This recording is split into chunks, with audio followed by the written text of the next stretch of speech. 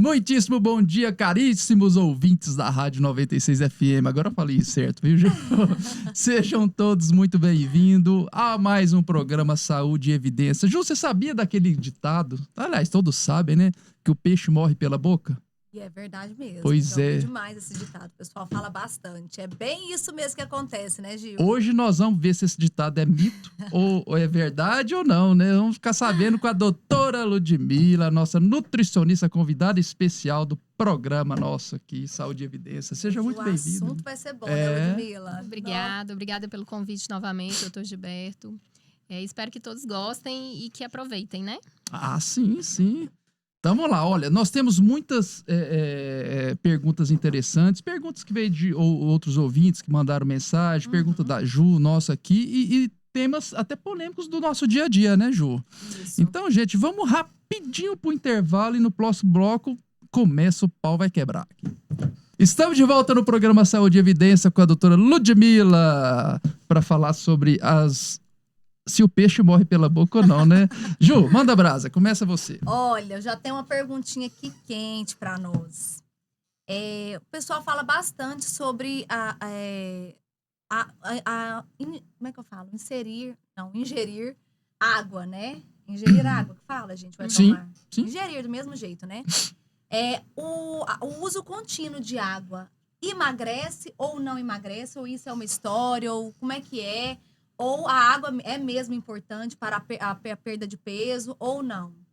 Então, na verdade, a água, ela em si, ela não ajuda, assim, ela não faz a queima de gordura, né? Então, o que é o processo de emagrecimento? É a perda de gordura, tá?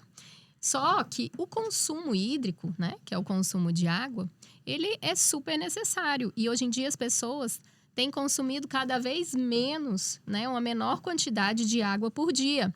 E isso reflete na questão do funcionamento intestinal, né? A maior parte do nosso corpo é água, né? E para todas as reações químicas, bioquímicas, para nossa fisiologia mesmo, a água ela é muito importante, tá? Mas em relação ao emagrecimento, né, a gente não faz essa relação.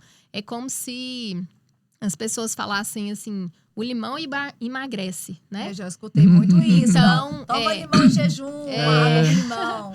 Isso é mito, né? Mas a questão do consumo hídrico adequado, ele é importante sim, tá?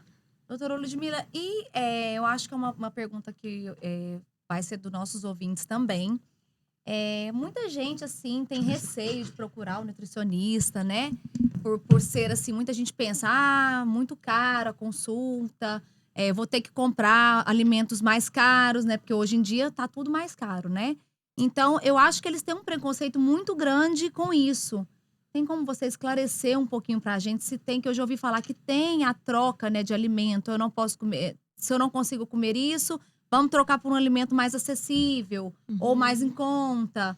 Explica pra gente direitinho, que eu acho que é uma dúvida muito importante. Assim, ou até já emendando a pergunta, mostrar que, lógico, o profissional tem que receber pelo trabalho que vai fazer, isso é fato. Mas que vale um investimento. Se você encarar como investimento e não um gasto, né? Opa, ela vai me ensinar a comer coisas que eu vou ter uma saúde legal, né? Para não ter doença. Prevenir, né? Que a prevenção é o mais importante.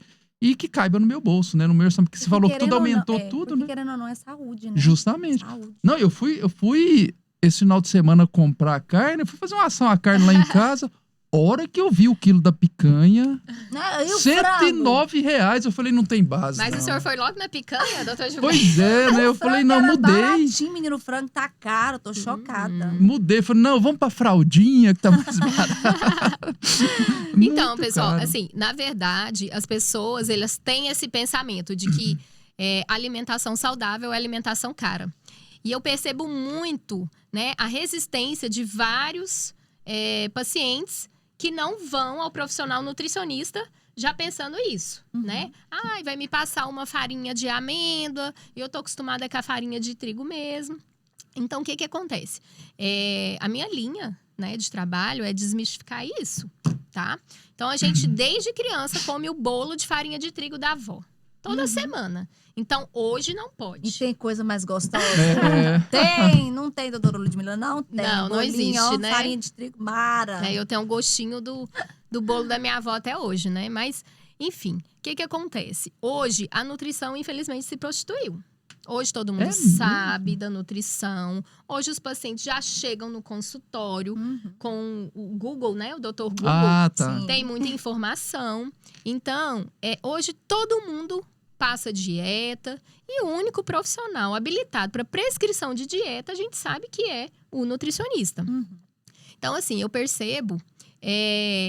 igual assim, quais são o público-alvo do nutricionista? Hoje, no meu consultório, eu faço atendimento lá na CardioFit. Hoje, no meu consultório, eu percebo assim, eu vejo tanto que a clínica é cheia, né? Então, assim, pacientes hipertensos, pacientes obesos, pacientes com problemas cardíacos. Esses pacientes, né, eles têm uma resistência muito grande aí no nutricionista. E quem vai ao nutricionista é aquela pessoa que às vezes quer perder 2 quilinhos por uma questão de estética. Ou é aquela pessoa que fala, não, eu estou aqui porque eu quero me alimentar melhor, mas o peso é adequado, né, para a altura e para a idade. Então, assim, eu percebo que está um pouco distorcido. Né? A maioria das pessoas que precisavam de ir no profissional nutricionista não vão. E justamente por esse medo, né? De chegar lá, pegar um papel, né? E colocar assim, nossa, mas eu não como nada disso. Então, na nossa consulta, a gente faz uma anamnese alimentar, onde a gente vê a questão dos hábitos alimentares do paciente, né? Eu ainda brinquei aqui no início da entrevista. O paciente não tem hábito e não gosta de comer ricota. Eu não vou para colocar ricota no plano alimentar desse paciente, né? Mas é necessário que ele passe pelo nutricionista, porque a gente faz o plano alimentar de acordo com as necessidades nutricionais dele, mas com a restrição calórica que é necessário para o emagrecimento, né? Entendi. E eu costumo trabalhar, Ju, muita questão de quantidades, né? Então, a gente fala mais em reeducação alimentar. Não, então, tá. O senhor come um prato de arroz? Tá. Tem como o senhor comer meio prato de arroz? Até que ele chega na quantidade que eu quero. Entendi. Não tem como eu virar para uma pessoa que come um prato de arroz e pedir para ela comer 3, 4 colherzinhas de sopa de arroz. O paciente não vai nem voltar, né? E a alimentação saudável, às vezes as pessoas acham que é kiwi, né? Pera, que tá R$15 o quilo. Gente, alimentação saudável é comer frutas e verduras da época, né? Não tem necessidade de eu comprar uma fruta mais caro.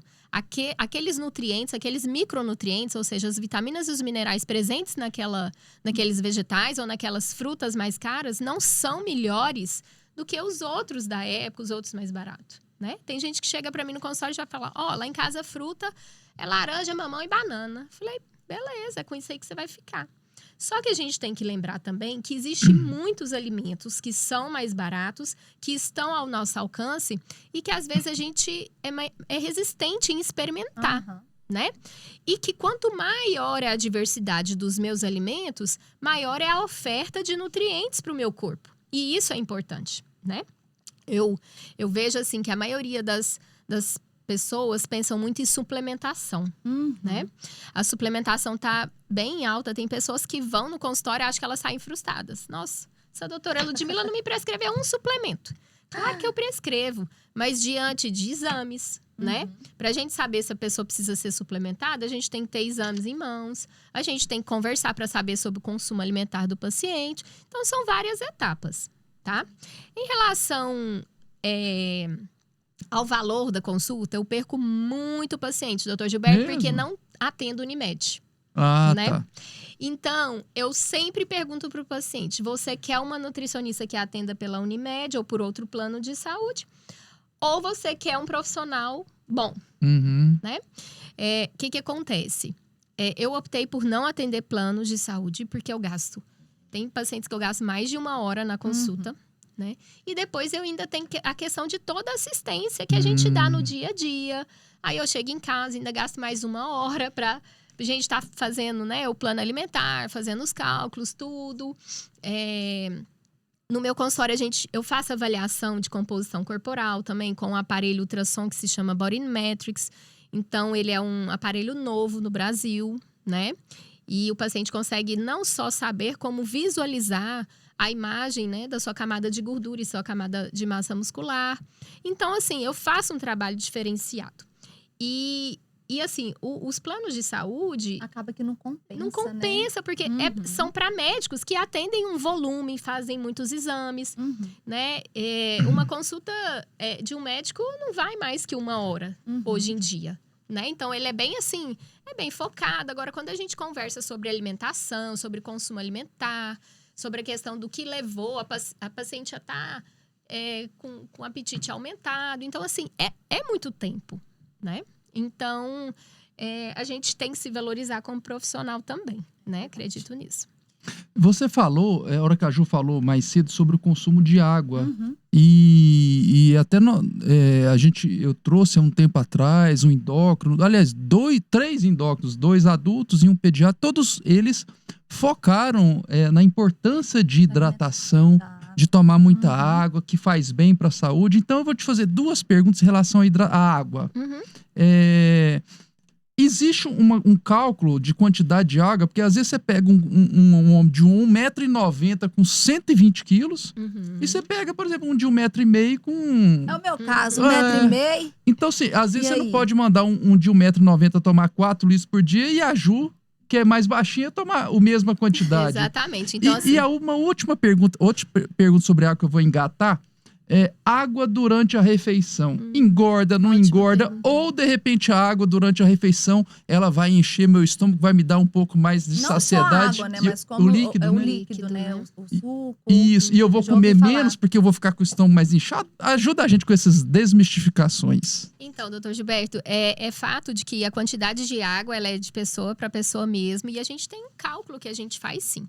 Em relação à nossa hidratação, o que acontece? Quando a gente está numa refeição, principalmente nas grandes refeições, que é almoço e jantar, a gente fala que até 200 ml de água não dilata o estômago, não engorda, não acontece nada disso, né? Então, é importante a gente ter em mente isso, porque a maioria das pessoas que tomam líquido durante a refeição tomam muita água, né? Então, os estudos indicam que até 200 ml não tem problema. Em relação aos sucos, eu sempre prefiro que o paciente consuma a fruta. Tá? Deixa eu só te atrapalhar um pouquinho. Mas aí, a água eu tomo antes ou depois da refeição? Pode ser durante. Ou pode ser durante? Pode ser durante até 200 ml. E aí, eu tenho... E o que acontece a pessoa que consome mais? Vamos supor, 200 ml é um copo. Vou consumir 2 copos com água, 3. Pode causar algum dano? Como que é? O que acontece? Esse exagero, né? Esse excesso de líquido, às vezes pode confundir o estômago, né? Que assim, ó, nossa, você tá cheio, né? Porque que acontece? Quando a gente consegue aumentar o volume do conteúdo do estômago, ele manda mensagens lá pro nosso cérebro. Ó, Ludmila, pode parar de comer porque o seu estômago tá cheio. Entendi. Mas isso não é bom, Não? doutor Gilberto, tá? Assim, por quê? Às vezes as pessoas comem muito rápido, não mastigam os alimentos, né? E aí engole. Geralmente quem toma muito líquido durante a refeição come menos de 15 minutos. E o cérebro e o estômago demora, né? O sistema nervoso demora em torno de 15 minutos para levar essa informação de que o nosso estômago tá cheio. Então, aquela pessoa que come, tipo, em 5 minutos, em 10 minutos, não tem essa informação. Por isso que come, bebe líquido e nunca tá saciado. Entendeu? Entendi. Então, a questão da mastigação também ele é importante em relação a essa questão do conteúdo de água e conteúdo de comida também. Tá bom? Meu avô fala muito, ó, você tem que contar. Você mastiga, você conta assim, ó. Vai contando, 20, na hora que der 25 aí já tá bom. Aí você engole. Nossa Eu falei, Senhora. vô, mas não dá, 20. O trem já virou papa. É verdade. Mas tem um boato desse aí que eles falam que tem que contar, né? Historinha. Mas não é boato, isso é verdade. É verdade, então, olha olha aí. só. Principalmente no começo, quando a gente pega um paciente que vai fazer uma cirurgia bariátrica, É mesmo. a gente tem que fazer esse exercício, fazer ele contar. Né? Olha Porque só, geralmente gente. o bariátrico, ele mastiga 3, 4 vezes e engole, né? Então, Inclusive, hoje eu atendi um paciente que vai operar, né? Uma mulher. ela falou que até com fonoaudiólogo, mas por que fonoaudiólogo? Para ensinar a gente a comer depois que opera, tem todo Um processo. Hoje a equipe, né, para a questão da cirurgia bariátrica, ela é bem interdisciplinar mesmo. É bem né? legal, né? E é muito dependente do profissional nutricionista e do psicólogo, né? Então, eles autorizam geralmente a cirurgia depois que a gente passa autoriza. Preciso do aval de vocês dois. Uhum. E eu costumo falar assim que o psicólogo é muito importante. Só que, infelizmente, o que a gente vê, muitas pessoas vão 1, 2 vezes só no psicólogo e já querem ser liberados, né? Justamente. Isso mais pra frente dá problema, pega, né? Isso aí, essas pessoas que desenvolvem até alcoolismo, né? A maioria. Porque a pessoa não consegue comer, vamos exagerar. A pessoa comia 1,5 kg de comida no almoço. O estômago estava dilatado, né? Agora só consegue comer menos da metade disso. Ele tem que saciar, às vezes, toma esses leite condensado. Eu tenho muito álcool, paciente né? bariátrico e assim, eu já tive paciente que me implorava, por favor, deixa eu comer um pão de queijo, porque os primeiros 15 dias a dieta é líquida. Sim. Né? Então, assim, desesperados mesmo, sabe? Nossa. E eu falava, não come, porque você vai voltar pro centro cirúrgico, vai morrer. Já teve caso, eu atendi também uma paciente que fez isso, teve que fazer, porque o alimento ficou entalado, né? Nossa.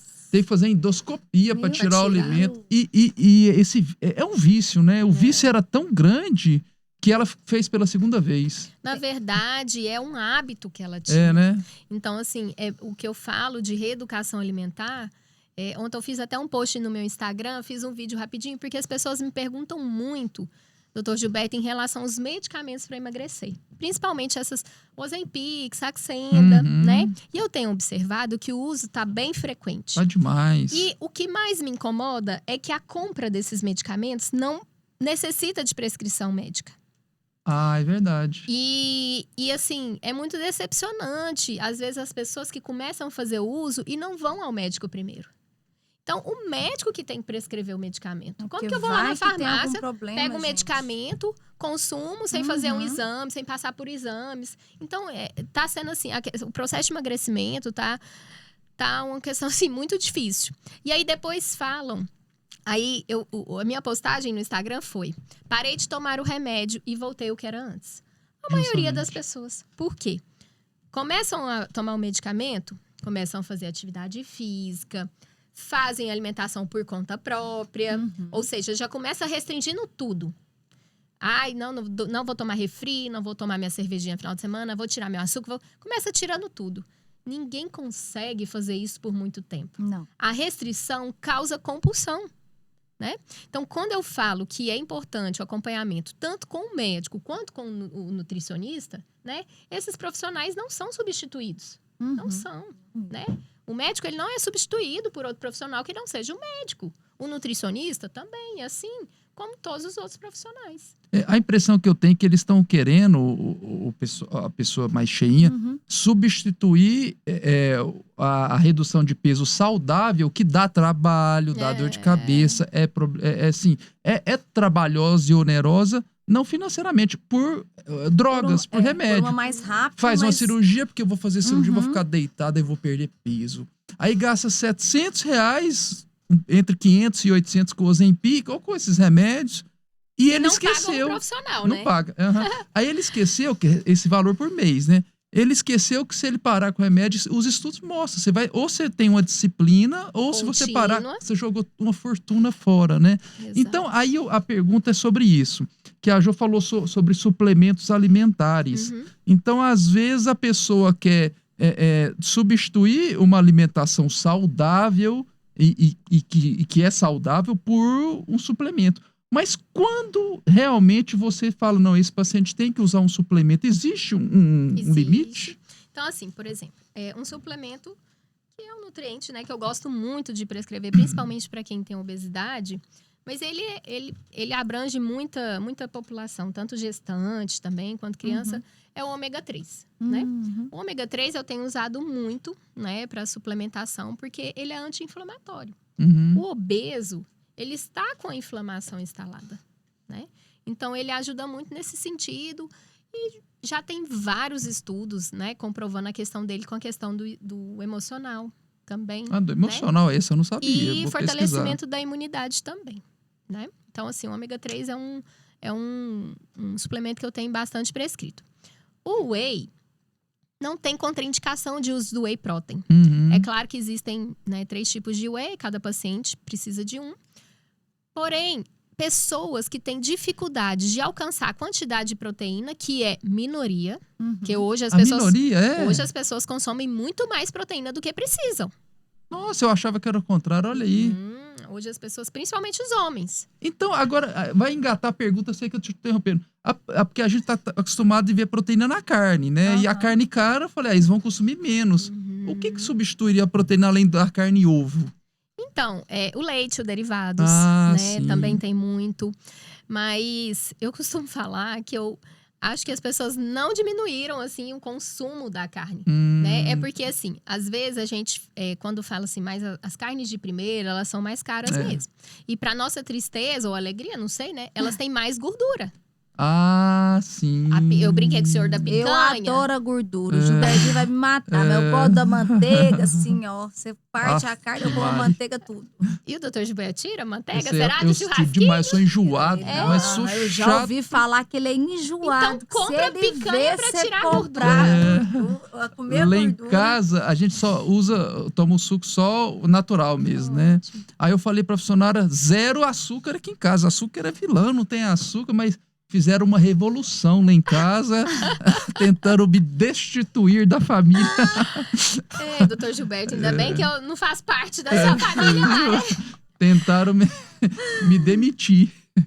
Então, em relação à questão do consumo de proteína, doutor Gilberto, o que a gente tem percebido? Que essas dietas que as pessoas estão fazendo pelo doutor Google, por algumas pessoas que não são nutricionistas e prescrevem, né? Eles falam que pode comer carne à vontade e salada. Então, as pessoas hoje fizeram do carboidrato o vilão. Como se ele fosse a bruxa que fizesse engordar. Gente, e uma porção de carne tem muita gordura também, dependendo da carne. E do modo de preparo da carne. Porque mais importante do que o tipo de carne é o preparo dela. Não adianta eu pegar uma carne magra encher de óleo. e encher de óleo. Né? Em relação a óleo, hoje a gente sabe que o consumo indicado de óleo é o quê? Meia lata por pessoa por mês. Então, se na minha casa tem eu e meu marido, deveria ser gasto uma lata de óleo. Né? E a gente, quando faz anamnese alimentar e pergunta quantas latas de óleo você gasta por mês? Uns 8. Mas você tem algum que substitui, tipo o azeite ou a banha de porco ou... A última vez que eu vim aqui, a gente falou em relação à banha, né, doutor Gilberto? Eu adoro a comida na banha, eu só faço na banha. O que é vilão? Azeite, óleo e banha, né? Como é que fala? Na verdade, né, é questão de quantidade. Por exemplo, se eu pego um paciente que já usa banha de porco, mas ele não tem nenhum problema de saúde, não tem nem excesso de peso e usa moderadamente a banha, não tem necessidade de eu virar para ele e falar, você vai usar o óleo vegetal. Entendi. Porém, se você me perguntar qual é o melhor óleo, sem dúvidas, é o azeite, tá? Pela quantidade de gorduras insaturadas que ele possui. Entendi. Porém, hoje, essa moda de que tudo que é natural é mais saudável, não é que a banha de porco é natural, que ela é mais saudável do que os óleos vegetais. Não. A banha de porco tem muito mais óleos, gorduras saturadas, que são aquelas gorduras, até o Dr. Gilberto sabe explicar mais. Eu uso muito aquele coraçãozinho com aquela placa de ateroma que você tem lá no seu consultório. Porque o excesso de óleo e a banha de porco em excesso também, ela vai causando o quê? Formação de placa de ateroma ao longo dos anos. Entendi. Né? E aí, geralmente, quem usa banha, Ju, não usa pouquinho, não. Não usa, gente. Eu acho que deve Agora ser vamos comprar um óleo vegetal, né? que tá R$18 o litro, né? Aí fica então, com dó, minha filha. Eu falei, meu Deus. É igual o azeite também, né? O azeite. Eu tenho uma outra perguntinha, assim. É minha, mas eu acho que pode ser de outras pessoas também.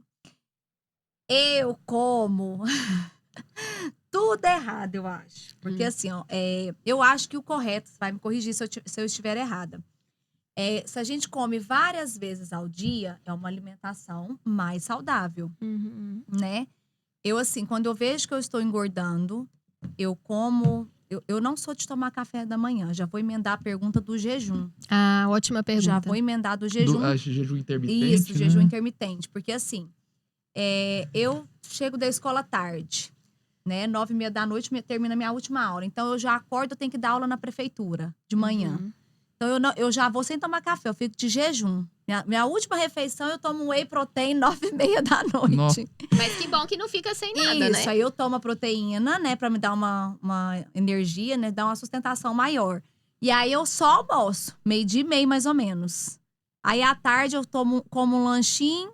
6 horas, um outro lanchinho. 9 horas, o whey. 9h30, o whey. Você acha que você me diz do jejum intermitente? E o que você me diz desses intervalos? Tem que ser de 2 em 2 horas? Ou é 3 em 3 horas? Tem que ser ou não precisa? Como que é? Certo. Porque não é todo mundo que tem esse tempo de ai, nossa, agora eu não Parar posso. pra comer. Eu tô aula uma atrás da outra. Como que eu vou parar? Às vezes, quando as meninas estão aquecendo alguma coisa assim, eu consigo tomar meu whey lá. 9, mas eu termino 9h30. E o whey é justamente para esse tipo de pessoas, né? Uhum. Então, o que acontece? Em relação ao jejum intermitente, as pessoas fazem ele errado. Por quê? Geralmente fazem de manhã. E de manhã é o horário que a gente metaboliza melhor o carboidrato, né? Então, o jejum correto seria depois das 3 da tarde. Mas quem dá conta de ficar sem comer, né? Depois das 3. Então, quando o jejum, gente, até o outro dia. Até o café da manhã. Por quê? À noite... Não pode ser das 6? É. Joga mais tarde. Porque assim, ó, à noite é o horário mesmo que a gente deveria comer bem menos, né? E no café da manhã, realmente a gente deve comer como um rei. Né? Entendi. Então, o jejum intermitente, ele é uma estratégia nutricional que não deve ser usada para todos os tipos de pessoa. O paciente vai chegar lá em mim e fala: Ludmila, eu sinto muita fome toda hora. Eu vou fazer com que essa pessoa faça jejum? E o jejum, ele tem que ser feito com restrição calórica. Então, isso exige cálculo do quanto que precisa de ter um gasto, né? Quanto que é a sua taxa de metabolismo basal, quanto que é seu gasto energético, para daí eu tirar caloria dessa dieta para poder ver uma perda de peso do paciente. Só que hoje a gente sabe que toda estratégia nutricional funciona, porque a maioria das estratégias nutricionais elas vêm com restrição calórica. Então não existe uma estratégia melhor do que a outra. E isso vai depender do paciente, né? Uma estratégia low carb, para quem fala no consultório, tem gente que já chega lá e fala: eu amo pão, eu amo arroz. Nossa, eu amo não dá certo. Uma low carb para esse tipo de paciente não dá certo. Eu acho que você vai individualizar a sua estratégia de acordo com o perfil de cada paciente, Isso. né? Eu acho que cada caso é um caso. Isso. E assim, essa questão de consumir de 2 em 2 horas, isso é mito. Não é necessário que o paciente faça uma refeição 7, 10, meio-dia, 15, 18, 21. Não, gente. Eu vou dar comida para um paciente que está objetivando perder peso. Vou ficar dando comida para ele toda hora? Não. Se ele não tem fome, né? Entendi. Ah, não. Então, olha, Ludmila, de manhã eu não sinto muita fome, não. Não, à tarde eu não sinto muita fome, não. Então, a gente tem que fazer um rearranjo durante esse dia para que as necessidades nutricionais desse paciente sejam atendidas, né? Mas que, se ele objetiva perder peso, que tenha restrição calórica. Se ele objetiva hipertrofia muscular, que seja para hipertrofia. Tá? E aquele que eu sei que a imensa maioria da sua população, dos seus pacientes, são pacientes que querem perder peso. Mas também aparece aqueles magrelo, que quer ganhar um pezinho, quer ficar mais forte. Aparece, e é mais difícil a gente fazer com que esses pacientes ganhem peso do que perder peso. Olha, é muito difícil. Porque geralmente, quem é mais magrinho, é claro que tem caso e caso. Tem aquele caso que às vezes tem alguma doença envolvida, alguma coisa nesse sentido. Mas geralmente, os mais magrinhos são os que mais comem. Né? Então, assim, às vezes eles já até fazem uma dieta hipercalórica. Netão, meu irmão, come, não engorda. É sanduíche, é pizza, eu fico horrorizado. Coisa boa, hein? Mas será que ele não tem um gasto grande? Ele não faz atividade física? Nada. Não faz e é magro. Só joga videogame. Não deixa eu ver ele não, viu? Que eu mato. Eu todinha, eu falo, não é possível, meu Deus. Assim, geralmente homem, Ju, têm menor quantidade de gordura corporal. Como eles têm maior massa magra, maior massa muscular, o metabolismo deles é maior mesmo, né? E pode ser também que a genética ajuda um pouco? Assim, a genética, ela influencia sim, mas ela não é a grande responsável. Entendi. Fiz um post hoje falando sobre isso, né? O que vocês querem deixar para os seus filhos? A genética ou o hábito? O hábito alimentar, gente, né? É 70%, 80%, né? Então, não é porque nós temos pais, tios, avós com obesidade que nós vamos ter obesidade. Nós vamos ter obesidade se os nossos hábitos alimentares, nossos hábitos de vida forem inadequados. E o interessante é que nós somos, os nossos filhos são reflexos dos nossos hábitos, né? Eu atendi uma paciente hoje, uma criança de 2 anos e meio. Fazia tempo que eu não ficava tão assustado com a criança igual ela. Gordinho. Enorme, 2 anos e meio. A mãe é enorme. Encaminhou ela pra Nutri. Aí falou assim, não, mas ele é um gordinho saudável. Diabetes, não colesterol. Existe. O 2 anos e meio. Diabetes, colesterol e já com alteração no eco, no exame do coração. Eu falei, nossa. Aí eu falei, olha, eu peço desculpa pela grosseria, porque se você não melhorar, ele vai morrer. Gente, o doutor Gilberto, até pra falar isso com os pacientes, ele é, né? Ele é educado. Eu fiquei assim, abismado. Então, mas mas eu acho que é porque a gente às vezes tá acostumado que de repente o hábito desses pais deve ser tão normal você comer um prato de peão mesmo, aqueles PF, e acha que isso pra criança é normal. 2 litros de Coca-Cola no almoço. A família precisa melhorar os hábitos pra criança melhorar. Isso aí fala assim, doutor, mas eu saio pra trabalhar, ele abre a geladeira, mas ele vai comer o que tem, criatura. Se você colocar alface lá, ele vai ter que comer o alface. Então, quem compra, né? E isso aí, eu acredito que isso aí também é um desafio seu em fazer, de repente, uma criança perder peso, porque você vai ter que fazer com que os pais também tenham hábito de vida saudáveis, né? Porque se eles não mudam, as crianças não vão. Não. Igual assim, a gente pode dar exemplo nosso. Eu não como jiló. Jiló é uma das poucas verduras assim que eu não... Mas se não tiver outra coisa, eu como. Raro eu comprar jiló nas minhas... Fazer parte da minha lista de compras. Né? Isso é raro. Eu, assim, lá em casa eu tento, Cantona. Eu não sou muito de verdura também. Eu gosto da verdura crua. Cenoura crua, tomate, que é fruta, né? É fruta. Então, eu gosto mais das cruas. Agora, vagem, se colocar uma vagem na minha frente, pô, não tem gosto, Juliana, mas não dá. Agora, eu tô tentando me alimentar melhor por causa da Antônia. Nunca fui também de comer muita fruta, sempre comi banana, melão, que eu gosto muito, e mamão, só. Sério? Agora eu compro melancia pra Antônia, porque tem vez lá que eu tenho que comprar pequenininho. Aquelas que já vem partidas, porque eu não, que perde, porque eu não como. Mas é porque você não tem hábito. Às vezes você gosta, mas você não tem o hábito. O hábito a gente faz. Meu pai fala uma coisa, a gente costuma com tudo. Até com coisa ruim. Então, assim, as frutas, geralmente, as crianças gostam, mas não têm o hábito. Os pais não têm o hábito. Aí não tem em casa.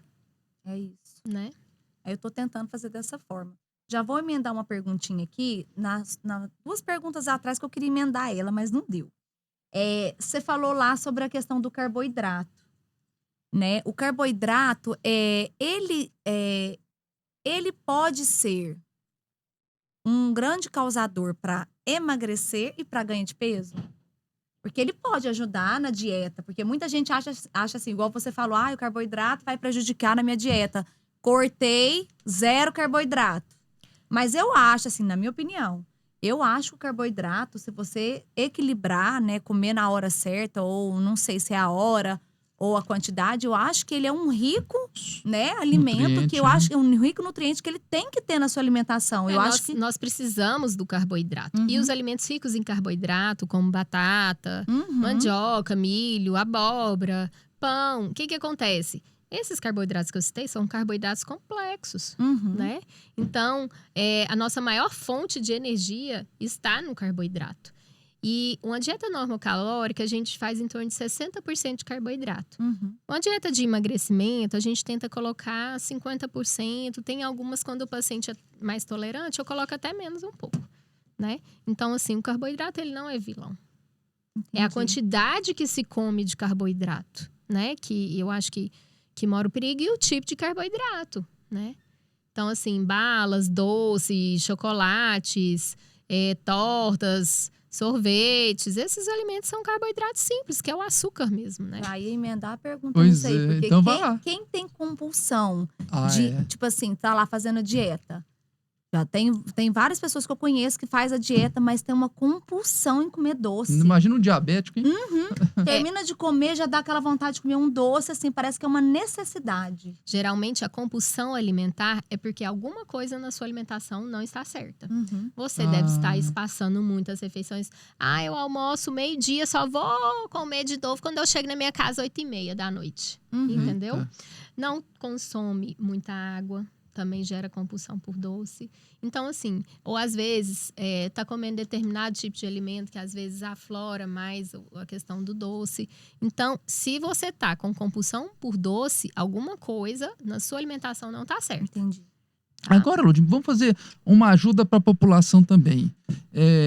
Sobre frutas, que já está falando sobre fruta.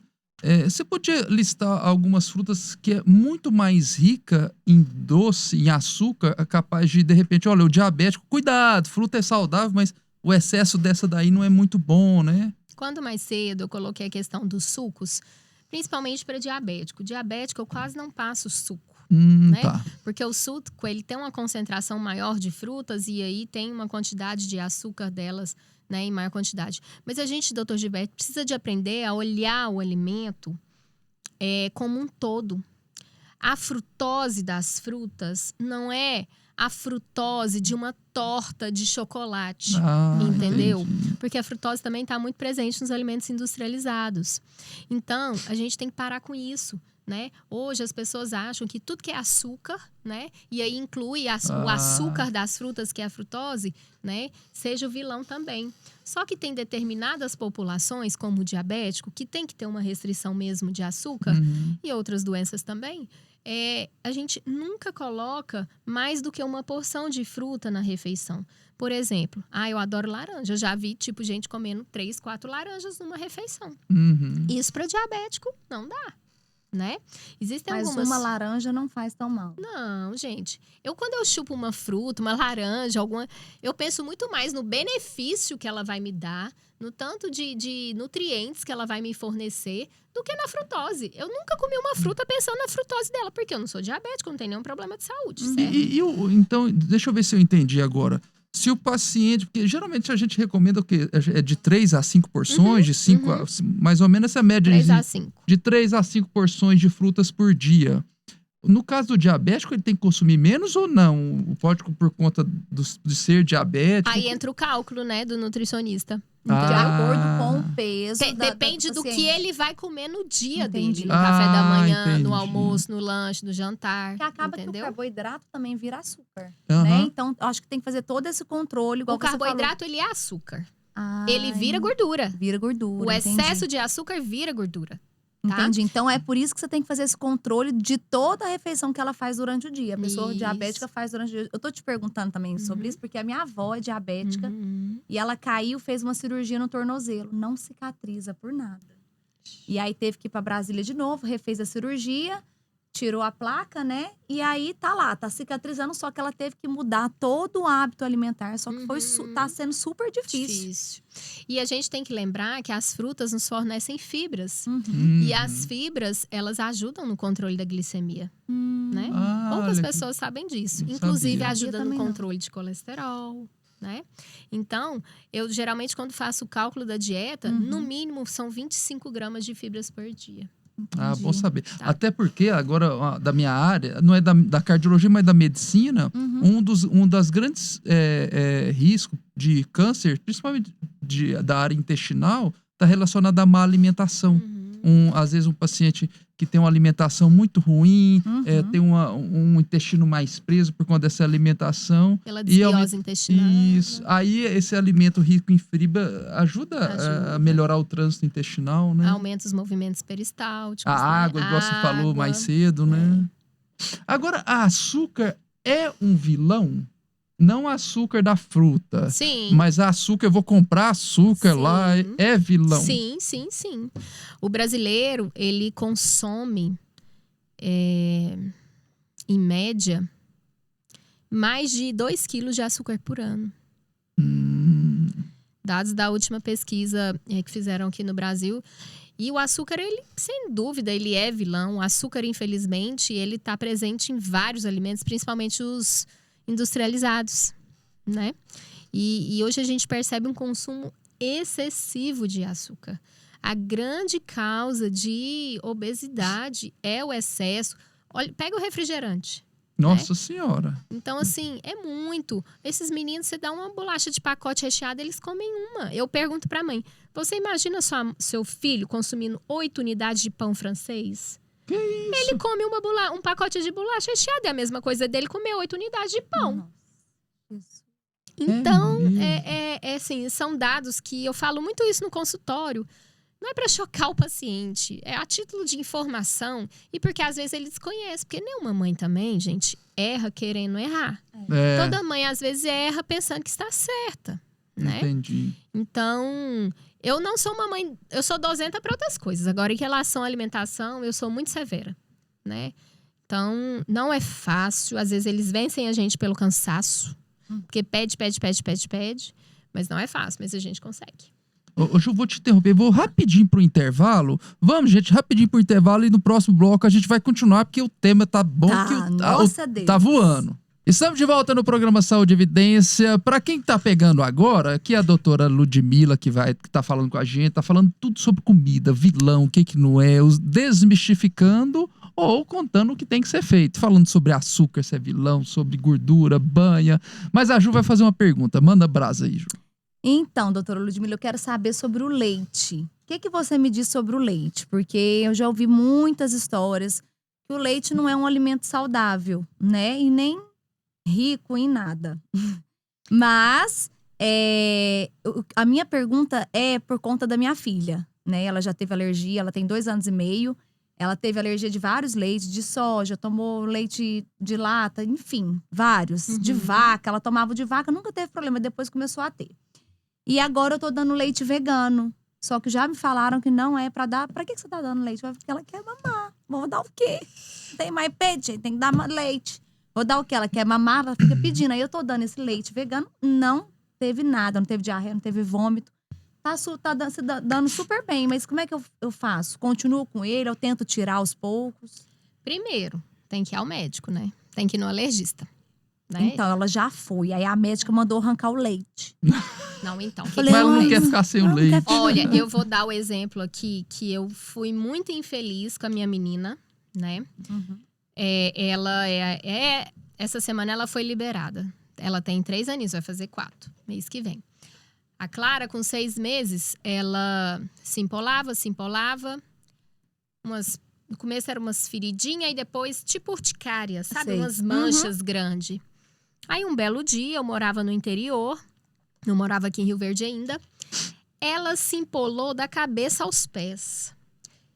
E eu falei, meu Deus. Aí eu tenho uma cunhada que é dermatologista, mandei foto pra ela. Eu falei, o que é isso? A Clara tá assim, não sei o quê.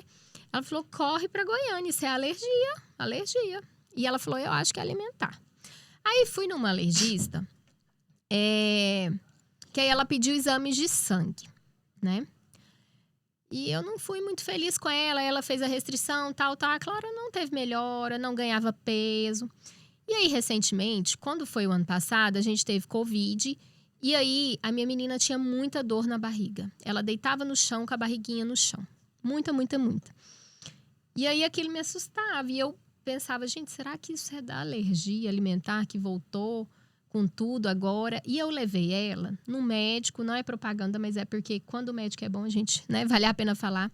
O Dr. Daniel Strozzi. Ele atende em Goiânia. Eu fui nele porque me indicaram ele. Não sabia que... Pediatra, não, ele é alergista e imunologista. Tá. E aí, ele fez os testes alérgicos. Olha, aqui em Rio Verde tem alergistas que fazem ele também. E ele me falou o seguinte, ele falou, Ludmila, por exemplo, você tinha que ter feito esses testes quando ela era neném. Porque aí ele descobriu não só do leite. Ela era alérgica não só à proteína do leite de vaca. Ao trigo, à aveia, à soja. E eu tava dando Milnutri de soja pra ela. A Antônia passou mal demais, vomitava E ele muito. me falou que geralmente quem é alérgico à lactose é a soja também. Já me falaram isso também. E isso não me... Eu desconhecia, né? Enquanto profissional de saúde.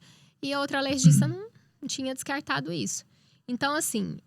aí, o que aconteceu? Ele fez todo o tratamento, tirou tudo, deu certo. Fez umas imunoestimulação nela, porque ela estava bem emagrecida, ela estava bem ruinzinha. E deu tudo certo. Então, assim, a primeira sugestão que eu te dou é procurar um médico, um alergista, né? Um especialista. Para poder fazer esses testes alérgicos para complementar os exames de sangue que ela já fez, tá? Ele me explicou, inclusive, como esses exames são feitos em máquinas, né? São tudo meio que digital. O que acontece? Eles não calibram.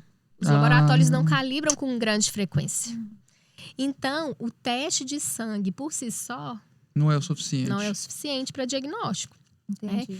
Então, assim, eu fui muito feliz com esse médico e indico ele, assim, para todas as pessoas. Mas os testes alérgicos, eles são necessários. Inclusive, tem muito profissional nutricionista também fazendo esses testes. São os testes mais caros um pouquinho, né? Mas que valem a pena, sim. Porque a gente tem que pensar em resolver o problema da criança. Né? Senão você vai ficar gastando e não resolve. Isso. E aí, ela consumiu o leite vegetal, né? Porque não tinha outro leite.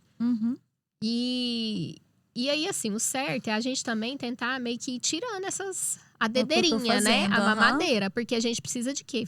Fazer com que eles consumam alimentos. Né? Mas não é fácil. A gente sabe que é fácil falar, mas não é fácil. Ô, Ludmila, e naqueles que o leite está liberado? Não tem alergia, não tem nada. Existe um leite mais saudável? Leite da vaca direto, o leite integral, o leite desnatado, zero lactose, leite vegetal. Tem um monte de tipo de leite. Existe algum que é mais saudável? Os leites vegetais, eles não têm a quantidade de proteína que os leites... o leite de vaca tem, tá? Isso aí é fato. Então, por exemplo, às vezes para criança, né? A gente precisa adequar um pouquinho mais nas quantidades de comida, de arroz, ou de carne, de ovo. Porque o leite vegetal não tem uma quantidade boa de proteína, tá? Inclusive, por exemplo, leites vegetais, eu prescrevo mais para quem tem as intolerâncias, alergias. Para um paciente que às vezes tem insuficiência renal, que não pode uma quantidade boa de proteína, né? Mas, assim, não é uma coisa, assim, essencial para ter uma alimentação saudável. Porque um leite vegetal é caro, Ju. Nossa, né? A gente que sabe disso. Eu compro uma latinha, 200 gramas pra minha menina, R$100. Não dá pra uma semana. Não dá pra uma semana. Então, é algo, assim, muito fora do normal. Mas e o leite normal? Vamos pro leite mais palpável pra população e financeiramente. Então, eu tenho uma sogra que toma 1 litro de leite por dia. Eita. Obesa, cardiopata, entendeu? Ai, não, hein? Então, assim, aí não, né, gente? Mas, eu não acho, porque assim, meu pai, enquanto a gente não tomava um copo de leite, ele não deixava a gente ir pra escola. Porque antigamente as pessoas tinham isso, que o leite era saudável, né? O leite é isso, o leite é aquilo. Eu não considero que o leite seja, assim, nem o alimento saudável e nem o vilão, né? Mas é a quantidade. O leite, ele é fonte de proteína, ele é fonte de cálcio, ele é fonte de vitamina do complexo B e de outros nutrientes também.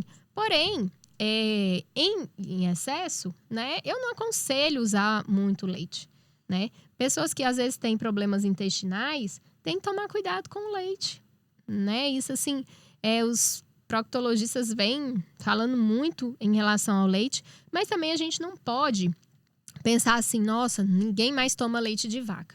O que não pode, doutor Gilberto, é o senhor ir lá pra sua fazenda e tomar leite lá direto da vaca, tá? Pelo amor de Deus, tem que ferver esse leite. Ó, só. Tá até quente, né? Quem gosta de leite, gosta do leite integral. Desse leite. Que é mais, mas ele é mais gorduroso? Com certeza. Ah, entendi. Pronto. Com certeza, por isso que ele é grosso, daquele jeito. E quem gosta de leite fala assim, ai, não me manda tomar aquele leite ralo, não. Eu não desnatado. Leite aguado. Aí eu falo, pode ser o semi-desnatado. Eu comprava o desnatado lá em casa, Ninguém toma. O povo lá é ruim, viu? Não aceita eu tirar açúcar, tirar o leite.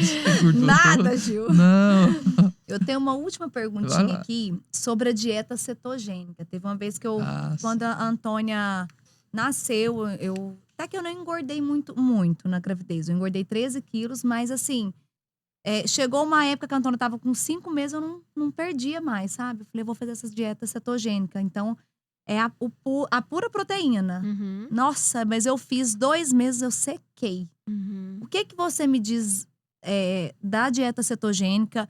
É em casos extremos ou não? É certo, não é?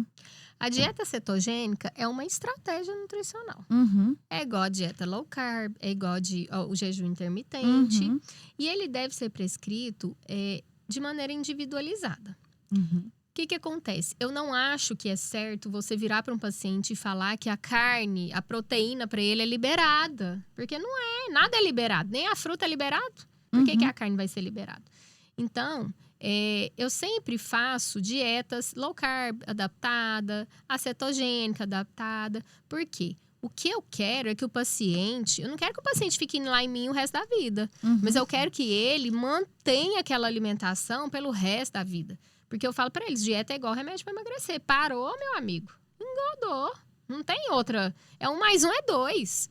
Então, não adianta, às vezes, a gente fazer essas estratégias e não ter. Mas não é seu caso, porque você já faz uma atividade física regular, já é preocupada com a alimentação, entendeu? Agora, o problema das pessoas é que fazem essas estratégias nutricionais, tomam medicamentos para emagrecer e na hora que para, volta ao que era antes. Come desgovernadamente... ficam sedentárias. Aí não tem jeito de não engordar de novo, né? Você fala que é uma reeducação alimentar, né? Porque assim, se a gente mantém, por exemplo, foi lá, fiz a dieta, fui na Nutri, fiz a dieta, perdi peso. Ai, mas doutor, agora eu vou ter que ficar o resto da vida fazendo essa dieta. O que você me diz de, durante a semana, a alimentação correta? Final de semana, um sanduba, uma pizza... um churrasco, então, molinho. O que acontece? Eu sempre falo, gente, não adianta, quem está no processo de emagrecimento ou hipertrofia muscular, tem que tomar cuidado com os finais de semana. Porque eu sempre pergunto, se o final de semana é assim, sexta, sábado e domingo, então assim, sexta é sanduíche, sábado é pizza, churrasco, domingo é pamonha, leitoa, então... Nossa, o senhor tá assim, doutor Gilberto? Nada, eu sou. Doutor Gilberto é magrinho. Aí, o que acontece? 3 dias, gente, é muita coisa. Quando você quer um objetivo, você tem que fazer de tudo para você se dedicar a ele. Porque quanto mais você fizer ferrado ali, maior vai ser o seu resultado, mais rápido você vai ter seu resultado. Entendeu? Então, isso é importante. Só que as pessoas, elas querem fazer a dieta mais ou menos, querem fazer atividade física mais ou menos. Aí os resultados vão ser mais ou menos. Ô, Ludmila, e falando nessa dieta também, agora vamos extrapolar, porque agora tá na moda, né? O veganismo. O veganismo, se eu falar, não, eu vou me aderir à filosofia do veganismo, vou comer só folha, né? Realmente, não é só folha não, tem grãos, tem muita coisa. E realmente eu teria uma dieta mais saudável ou não? Realmente, se for comparar veganismo com não veganismo, ele realmente ele é melhor? É porque assim, na verdade, tem muita gordura saturada.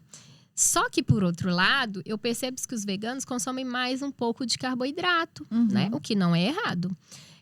Eu super respeito, né, essa questão do veganismo, porque não é uma opção, é uma ideologia mesmo, sabe? Eu até falo que eu tenho um dedinho, porque eu não gosto muito de carne. Se eu ver matando, aí que eu não como.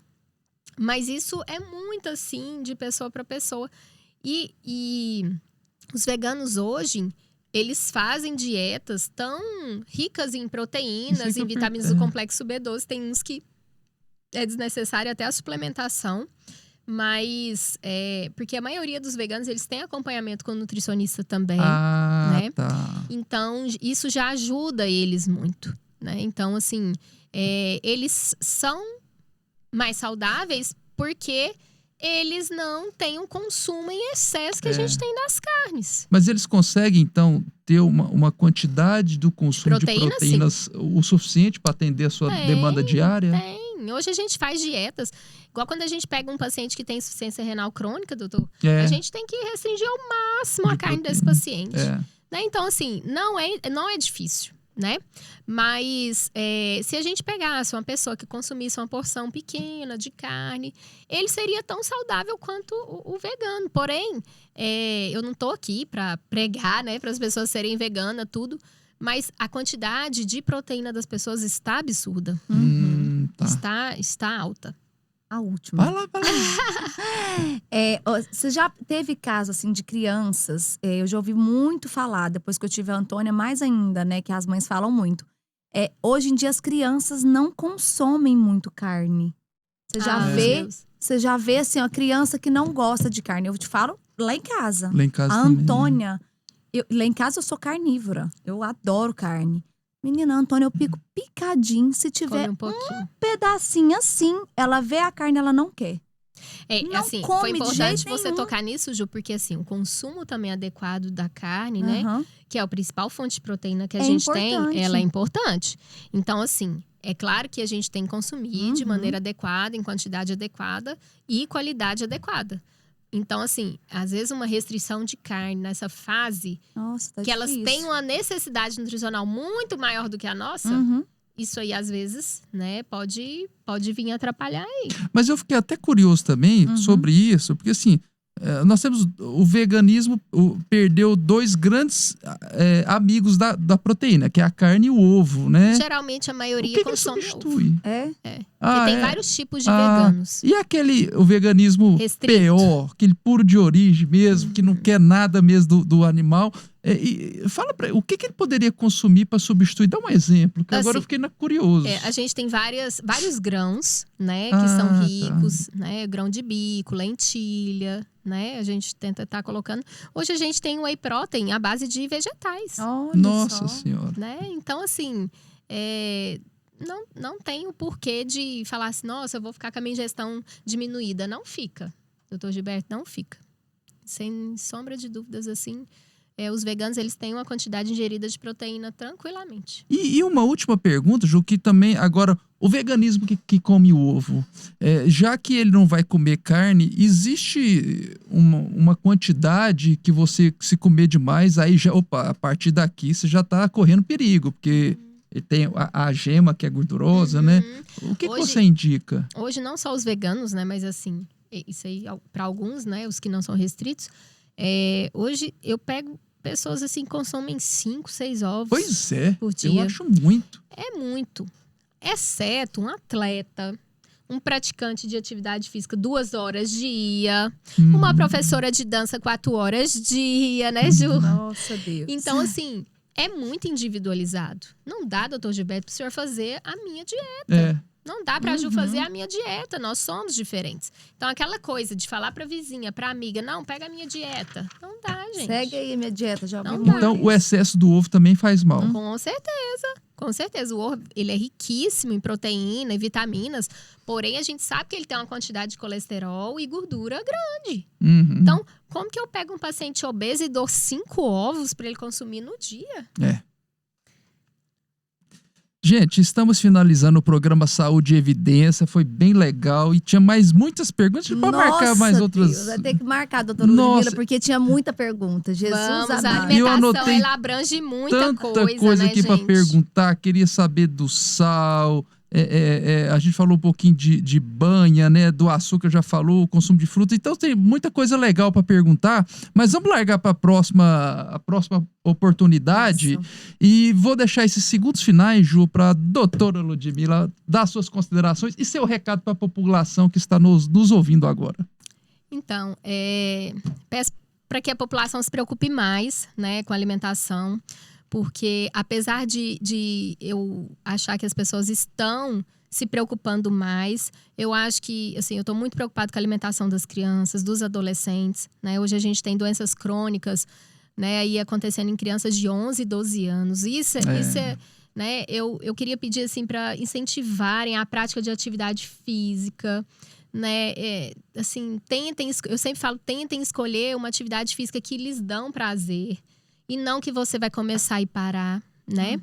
E essa questão da alimentação saudável, não é necessário a gente, né? Essa questão de dinheiro, né? As pessoas estão muito amarradas nisso. Então, a gente pode comer alimentos da época, regionais, mas em quantidades e principalmente o modo de preparo desses alimentos é importante, né? Quantidade de sal, quantidade de óleo, isso é muito importante, né? E eu estou à disposição de vocês, eu atendo lá na Cardiofit, no 2º andar, na sala do Dr. Gilberto, e estou à disposição de vocês.